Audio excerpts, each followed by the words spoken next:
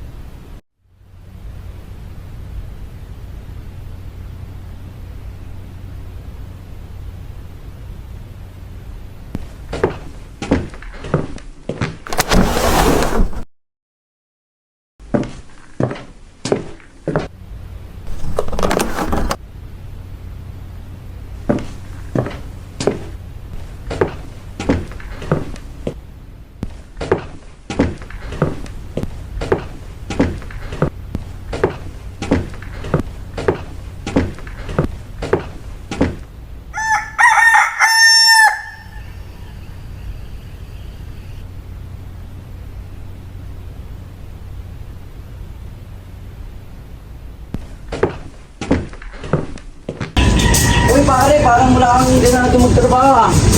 Tara na, magtrabaho tayo.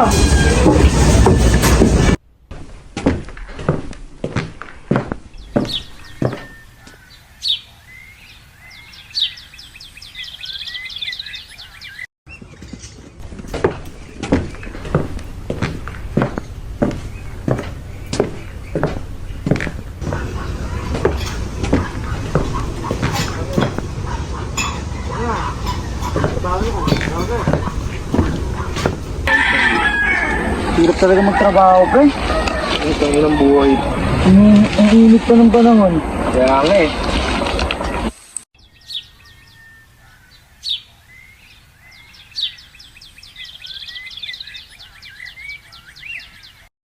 Bakit nga ba hindi pa rin sapat ang kinikita ng mga magsasaka sa pang-araw-araw na pamumuhay nila? Ito ay dahil sa globalisasyon na nakapagpapalaganap ng inequality sa mga mababaw na klase. Hindi sila binibigyan ng oportunidad sa pagtatrabaho at binibigyan lang sila ng mababaw na sweldo.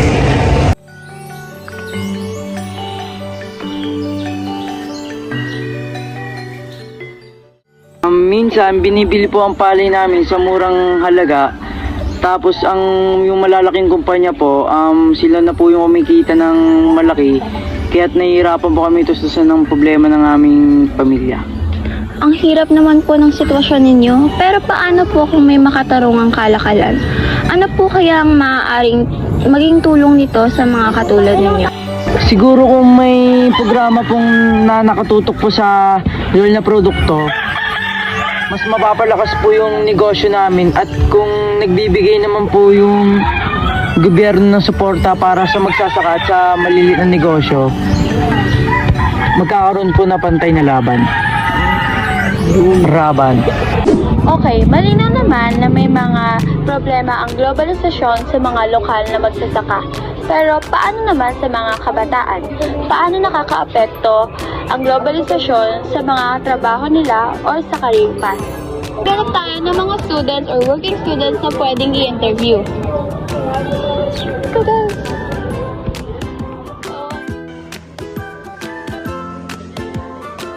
May nakikita akong students, so feel ko mga working students sila na pwede. So kita nyo naman guys. Ayun! Hello po! Hello po, I'm here with... Corbilia kayo nag-blendo. And... Aliano Jillian Artazan. Pwede po ba kayo may interview sa araw na to? Okay po.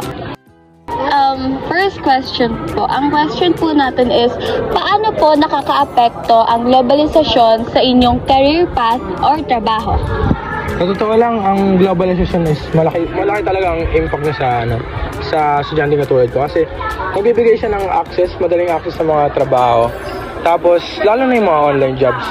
Kaso, meron downside. Yung mga, matataas na kumpanya is nagpapababa ng mga ibang... Thank you po. And tama, tinutulungan kami ng globalisasyon na magkaroon ng access sa bagong teknolohiya at trabaho. Ngunit hindi pa rin sapat ang garantiya nito upang magkaroon ng tagumpay. May mga kabataan pa rin ang nahihirapan dahil sa kakulangan sa edukasyon at paghaharap sa kompetisyon. Okay. For the second question, paano naman natin may papalakas ang mga kabataan at ang mga negosyo? Kung bibigyan natin ng pagkakataon ng mga negosyo na makasabay sa pag-agos ng ekonomiya, tiyak na mas garantiya ang pagsabay ng mga negosyong ito. Thank you po. Hindi lang dapat pabor sa mga mayayaman at malalaki ang negosyo ang globalization. Subalit, ang mas nakakailangan nito ay yung mga nasa laylayan. Kung maayos lamang ang pagpapatupad ng globalisasyon ay maaaring magkaroon ng sapat na oportunidad at pantay-pantay na karapatan. Thank you po. Okay guys, ayun, doon nagtatapos ang ating interview at ang ating vlog.